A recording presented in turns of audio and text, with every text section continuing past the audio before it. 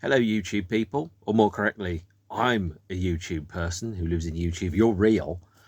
So, hello, people of the real world. I am a man that lives on a screen. My name is Mark, and every once in a while, I do a thing I call a NOTCAST, where I talk about, well, it's not a podcast, and I talk about things that I like, love, or merely own. And sometimes I talk about things that I don't own because I think that they're expensive and a rip-off. Today is Monday, 16th of March 2026, and I'm taking a break from working on the book to think about something else, but I haven't prepped anything, or more correctly, I have, but I'm not ready to talk about that yet. I need to let that percolate through my mind today. Instead, I am talking about whatever it is that lives in this box of dreams, which has been selected by my son, who I have tasked with finding a book, a record, a 7-inch, a CD, a DVD, and a Blu-ray. And I don't know what's in here, so I genuinely don't know what I'm going to be talking about until I get to it. So, let's go in, shall we? Let's do that. Right, and I'm back in the room. So, I'm just going to put my hand inside the box and see what this... By the way, in case you ever wondered what these were inspired by, there's a series that was run by Amoeba Records called What's in My Bag, where they ask people to pick out things that they bought that are in their bag. And some often come up and talk about random things they already own, but I don't do that. I just pick out things. So this is quite old. I can tell by the sleeve that it's probably starts with a B, because I've bought a lot of new 7-inch single sleeves. This is it's Baby It's You by the Beatles. Liverpool's finest pop pickers, a popular beat combo, as they say, and this is the vinyl edition of the single that was released for 1994's Live at the BBC album. This is a dinked 7-inch, so some copies were sold with the holes kind of punched out so that you could turn them into play them on jukeboxes. If you think about 7-inch singles, they used to have an adapter which you would put in the middle of the record, and it would work. But it also means, anyway, Baby It's You is the first and only single from the Beatles' 1994 album, Live at the BBC. The Beatles recorded a lot of radio sessions for the BBC. They've managed to release 2 albums, each of which contains about 40 musical tracks on, lots of previously unreleased material, lots of previously unheard songs, so cover versions, for example, one-offs, originals, demos, effectively, using the BBC's radio station as a way of firstly presenting their live set, secondly playing their new live singles, and thirdly just playing songs that they hadn't otherwise had a chance to play in the studio. This is the 7-inch single that was released in 1994. This version, by the feel of it, it's an American single, so there's not too many of these about, because in America vinyl was practically dead in the mid-90s, and it was even deader for the singles. So this was a US 7-inch version, and I can tell that by the paper, which I don't want to get too boring about it. This is quite thin, it's glossy, it's not really glossy, it's a thin paper, and the thinner the single, or more correctly, the thinner the paper, the more chance there is that the single was used, or the single came from America, where they would save a few pennies because they were going to go, fuck it, it's going to sell anyway, it doesn't matter what sleeve it's in, we're not going to pay for thick cardstock because that could cost us an extra tuppence, and we need those tuppences. So all those tuppences would add up. If they sold 10,000 copies of this, all those tuppences would save 500 whole dollars. Wow, must be well worth it. Anyway, Baby It's You, 4-track single, featuring a track here, track 1, Bacharach and Williams there, recorded for Pop Go the Beatles on the 1st of June 1963. And this American top 10 hit was for the Shirelles, by the way. And the BBC interpretation has a cute ending rather than the familiar fade out on the record, according to the notes that are written on the back. Between March 1962 and June 1965, the Beatles played songs on 52 shows broadcast by the BBC nationwide on the BBC's Light programme. Those included Saturday Club, Easy Beat, Top Gear, Pop Go the Beatles, and a whole bunch of others. The 3 B-sides on this single are not on the Live at the BBC release from 1994, and they are or Follow the Sun, which is from Beatles for Sale. You can tell I'm reading this off the back. Devil in a Heart, which was recorded on the 16th of July 1963, 10 years before I was born. And they recorded, I think, 18 songs for 3 programs in one day. Wow. This song was recorded by girl group the Donnies, and then it was also recorded for the album with the Beatles, Devil in the Heart. And then the 4th track, Boys, which was off, well, a cover version, I think. Flip side of the biggest hit by the Shirelles, Will You Love Me Tomorrow. And this BBC tape was selected from the 7 occasions that they recorded it for BBC Radio. So a nice, lovely 7-inch EP of the Beatles there, a band that clearly many of you will have heard of and some of you will have opinions about. Now, I'm going to press pause for a minute. I'm going to come back because I need to get something from elsewhere in this room, just to show you a nice little bootleg thing that I do have. I'll be right back. Hang on. And I'm back in the room. And what I'm going to present to you here is actually Beatles at the Beeb 10-disc box set, which well, not really a box set. It's a series of CDs that were printed in the 90s by a bootleg label, and these are effectively vinyl replicas. So they're attempting to replicate the vinyl covers for Beatles albums released in the 60s, CDs in gatefold sleeves. So this features 1 to 10. There may be more, but these are the first 10. So that's Beatles at the Beeb 1, 2, 3, 4. Oh, yikes. 5, 6, 7, 8. Now I picked these up at a record shop. Well, that's not a surprise, isn't it? I saw them all inside that paper bag that I showed you for £25 from a record shop. And the strange thing is, when I bought them from the record shop in Margate, the guy that I bought them from said, I remember selling these to the guy, and his wife brought them in after he died. So it's good to know that, you know, they've gone back to a loving home. But the Beatles at the Beeb, so these feature almost all of the sessions, I think all the existing sessions, in the highest quality that people could find at the time, around about 1963. And the Beatles radio sessions, really, really interesting. Lots and lots of material that was never released anywhere else. Lots of cover versions. You can probably tell from the way I'm talking is that I haven't prepped this, but fascinating to hear. And oddly enough, the versions that were often circulated were recorded by someone in a reel-to-reel tape recorder, one of these massive things, that was a girl up in her bedroom, in the attic, who was very, very near to the BBC's broadcasting aerial at the time. So if you live 200 yards away from the BBC's broadcasting aerial, let's say Crystal Palace Tower, and you lived in a house that was 200 yards away from the Crystal Palace Tower that broadcast it, you'd have a fantastically strong signal, and if you tuned it in just right and you recorded it correctly, you'd get a copy. Some of the Beatles sessions just don't exist in good quality anymore. The only versions that exist are off-air recordings, much like Doctor Who. Somebody somewhere sat down and went, yeah, we'll wipe that tape because nobody cares about Doctor Who or the Beatles. It's not going to matter a hill of beans in the future. But luckily, pop-crazed youngsters were recording it with tape, and so we have the Beatles at the Beeb Part 1, and I'll give you just an idea of this.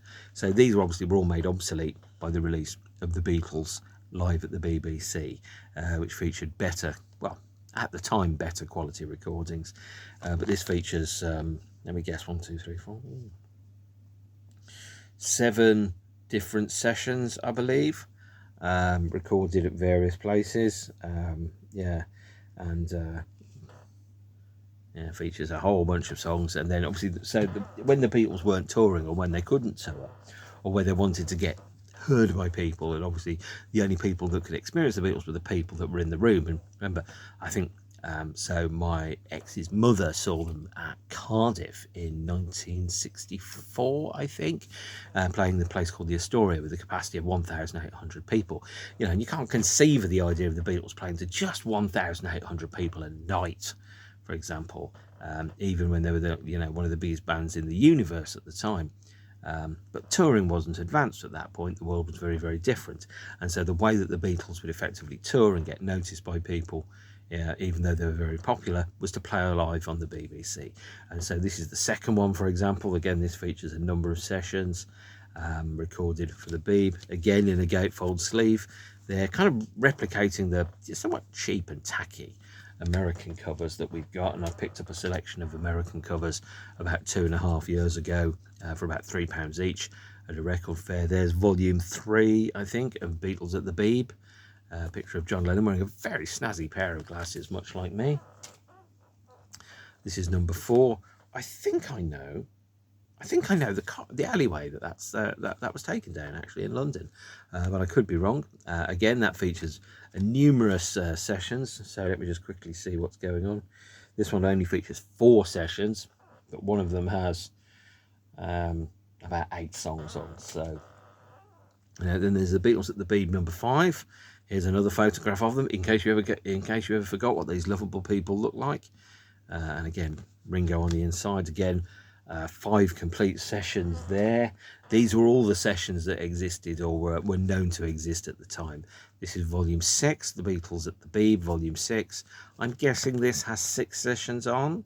Oh no, only 5. Shortchanging me there. Each one of them runs for a full length, and when I fed this into my computer in MP3 form, it was something like 1.5 gig of MP3s. This is the Beatles volume 7 at the Beeb, so three performances there. Saturday Club, the Beatles Say From Us to You, and Beatles, and then Saturday Club again. This is number 8, Beatles at the Beeb. Again, this replicating the somewhat cheap, quick, tossed off like American covers that there were when things were bowdlerized. Was it Dexterized? Dexter, wasn't it? The guy Dexter in America, he added extra reverb on and fake stereo and stuff to make them sound more exciting for for America's audiences, for Britain's top pop group. And then the Beatles at the Beeb number 9, and then the Beatles at the Beeb number 10. This one clearly taking a cue from one of the album covers. This one goes up to Top Gear recording session. The Beatles invite you to take a ticket to ride on the 7th of June 1965. That's the most recent one of those, and by checking on the background here, June 1965, that means that from the first to the last session is covered there. Right, so wasn't expecting to talk for 12 minutes about the Beatles BBC radio sessions, but there we go. This is a book. This one's quite small, it's quite thin. It is Bob Dylan's Tarantula. Okay, so you might think I just live in the 60s. That's not true. But I think it's important to have a recognition of everything that's happened in the past, because although past is prologue, also without knowing how you got to where you are, you'll never know how or where you are in relation to everything else. So Tarantula, I'm soft on Bob Dylan. I have seen him live. He was atrociously bad. This copy belonged to a woman in Windsheep in Canterbury who's put her name on a sticker on the inside, so I'm not going to answer it. Tarantula is a difficult book to read. This is a 1973 edition of it, and it is lots and lots and lots of random kind of prose with things like, a blast of loser, take nothing, advice to hobos model, etc. Kind of just, sometimes you kind of think, it reminds me actually a little bit of John Lennon's In His Own Right. You kind of go, you're writing a book, but you don't have like a story, you don't have a novel. It's words, it's observations, it's commentary. It's no different these days, of course. Somebody would have given Bob Dylan a paid Substack, and you'd subscribe to his site and you'd get it that way. But, let's see what's so Bob Dylan expressing the inexpressible. So, what is Tarantula about? It's about a lawyer who leads his pig around on a leash and takes his paranoia seriously. The lawyer or the pig? Or the authors? It's about a police chief who had his name engraved on his personal bazooka. It's about Jesus Christ as just another meathead. Yes. It is not a great book, but it is something that I think you need to experience if you're a Bob Dylan fanatic, of which I am not. Right, let's go for the CD. Let's see what the CD is. we have, oh, this is good. This is good. This is really good. So just looking at the back, I can tell you that this is a New Order compilation from 1993 that was in America. It is called New Order in Order. It was serviced to American radio stations in early 1993 ahead of the release of their 6th album, Republic. At least I think it's their 6th album. And it features, one song from every one of New Order's major releases. So Dreams Never End from Movement, Blue Monday from the 12-inch, or Age of Consent from Power, Corruption and Lies, The Perfect Kiss from Low Life, Bizarre Love Triangle, also known as Bacon, Lettuce, Tomato, from Brotherhood, True Faith from Substance, and Round from Technique. And it was sent to radio stations so they could get radio stations to play songs by New Order before Republic came out, so that you would feel that they were, a contemporary band, as opposed to just going, here's a song by a band called New Order. If you haven't been listening to the radio for the past 7 years, you haven't heard anything by them. Tough shit. Here they are. So that is New Order in Order, and that was in the days when I was buying absolutely every promo thing I could find by New Order. I don't really do that these days. I look at things and I go, really? Is that? But there you go. Let's go in. So, Blu-ray, let's just quickly check. DVD. It is the Purge movies. Okay, I bet you weren't expecting that. I've not seen these movies, hence why the box set is still sealed. I need to get round to watching these. These were £1 for all three. So this, I'm going to guess this is Purge 1, 2 and 3. Oh no, it's the Purge Anarchy, and the Purge Election Year. I love a good horror. I love modern horror, old horror. I think horror is one of the most inventive genres that there is in the world. It is one of the genres where you can demonstrate a number of storytelling ideas whilst operating on a very limited budget. And everybody that makes a horror for about 17 pence and a USB stick will want to have the same kind of hit ratio that you'll have for Blair Witch, Evil Dead, Halloween, where you pay threepence halfpenny and you end up getting the bazillions. And the Purge is one of those. The idea that for a period of time, it's either 12 or 24 hours, and I'd have to look at the back to tell you, all crime is legal. And it's like, well, that's interesting as a way of kind of like almost like a bloodletting of society. Of course, if that was to happen these days, the crime that would happen would, I'm afraid to say, be drearily predictable. The people that would commit crimes anyway would carry on committing crimes. The people that don't will be committing crimes defending their turf, and the people that really should be the victims of crime during that period of time, I'm thinking, oligarchs, billionaires, people like that have got more money than sense and absolutely no brain cells in their head.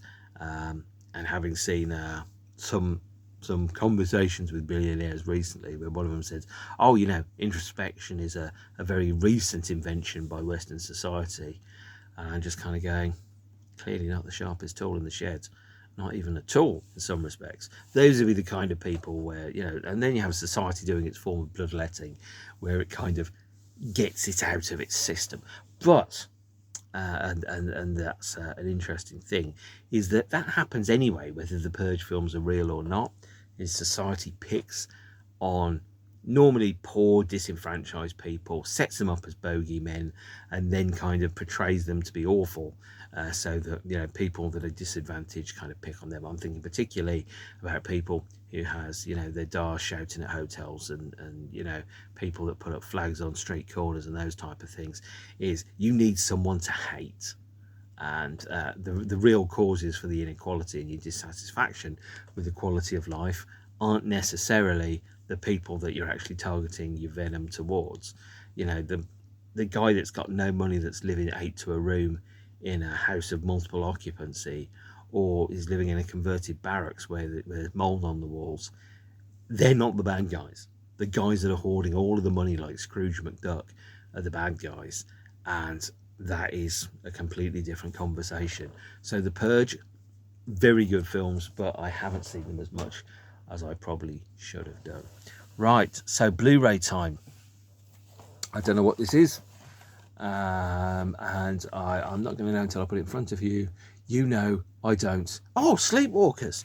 Right, okay, not the best film ever made, Sleepwalkers. If I remember correctly, Sleepwalkers is a film based upon a script by Stephen King. Might have been just a script by Stephen King, never based upon a book. Might actually be the first time that Stephen King wrote a screenplay apart from Maximum Overdrive. And is it any good? Yeah, it's oh, there's my CEX price tag. It's okay. It's not amazing. It's the kind of film where I think I'll need to watch it more to decide whether I actually genuinely like it. I may not actually genuinely like it. I've seen it recently in the past 6 months. It's okay. It's perfectly bang average, does its job, and like, you know, the Motorhead song Born to Raise Hell, it does it damn well. Talking of Motorhead, rock in peace, Phil Campbell. Can't believe he's dead, but of course happens to everyone. Right, so the last thing in here is vinyl. I don't know what vinyl this is. I am guessing it is a 12-inch single, but I could be wrong. I don't know if it's something I've talked about or not before, because that's the thing, is I ask other people to do it and then I just bring things out so it happens. Oh, yeah, okay. Yeah, this is more like it. So this is the Flaming Lips, live 2002. Yoshimi battles the Pink Robots live at the Paradise Lounge, Boston. And this is a standalone vinyl release of the live set at Boston, which was recorded for radio. And I can't remember which radio station it is. It was released for Record Store Day, I'm thinking 2024. And it was released on pink vinyl. That's a surprise, isn't it? Look at that, because pink's a colour. Lovely pink, to match, of course, the Pink Robots of the record itself. And this is a live set. I enjoy this. In fact, it's one of the CDs that's on the Yoshimi Battles the Pink Robots box set that is just there where my finger is right now. Whilst Wayne does do an awful lot of chat, his intro for Fight Test is 4.5 minutes alone. Good Lord, that's quite a while. And that's a lot of chat. His introduction for Do You Realise is 2.5 minutes. Personally, I think they should have all frontmen go to stage school. And by stage school, what I mean is, don't make your intros really, really long. The longest intro I've ever seen for any song ever, and I think you'd be quite surprised by it, is a song by Miles Hunt. It's called Someone Like the Kingbird. I saw him live in a solo capacity quite a lot around about 1998 to 2004. And in 2004, the Wonder Stuff span up to be more of a full-time activity for him. So there are shorter between song pauses this time round. But when I saw him play Someone Like the Kingbird at the Putney Half Moon in around 2004, the introduction for that was 18 minutes. So long, in fact, that and I knew the story because I'd seen him live a few times. So long, in fact, that I went to the loo, I made a phone call, I went to the bar, I got a drink, and then I came back in and he still hadn't finished the story, hadn't played a song. I didn't miss a note of music. And that's not a criticism, you know, it's just maybe sometimes the show is designed for people that see it once. When I've seen it 20 times, I've got to think about, oh, maybe I should do it a bit less. And yeah, there you have it. So this is Flaming Lips live at the Paradise Lounge in Boston. I had a crappy MP3 of this in 2003 when broadband took off and you were able to get downloads for everything before the internet got shittified by those terrible, terrible people that run all the things and killed all the forums and bought Twitter and turned it into a Nazi hellscape. But yes, that was it. And then this is a nice live set. By the way, it features a cover version of Pink Floyd's Lucifer Sam, which is quite good. It's got The Golden Age, which I think is a track by Beck, because around about this time, the Flaming Lips were also playing as Beck's backing band. So they toured with Beck, and they played live shows where Beck would front effectively the Flaming Lips and play his songs covered by the Flaming Lips with him singing them. So it's got The Golden Age, which is a gorgeous song by Beck. Lucifer Sam by the Pink Floyd also features, I think, a whole of 3 other songs, being Do You Realise, one of the finest songs ever written, Yoshimi Battles the Pink Robots, which is 8.5 minutes long because it has the acoustic version at the end, and then finally the track Fight Test. So that is my my random box of things. So we've got the Flaming Lips, we've got the Beatles band, we've got Sleepwalkers by Stephen King, we have The Purge, we have Bob Dylan, and we have New Order. So a good, exciting, well, maybe not exciting, maybe exciting isn't the word, a good cross section of stuff from my record collection. Hopefully you've enjoyed it. If you haven't, I'm sure you haven't made it this far, so that's fine too. I'm sure you'll find something interesting to watch, and if it's not something interesting, then stay watching this. But yeah, that's it. So thank you very much indeed if you've made it through to the end. If you haven't, that's good too.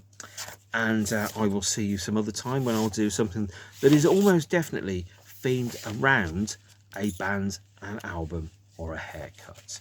So I'm going to wrap up here. Thank you very much, and I will see you some other time. Take care of yourselves and each other. Stay beautiful, beautiful ones. So thank you and adios.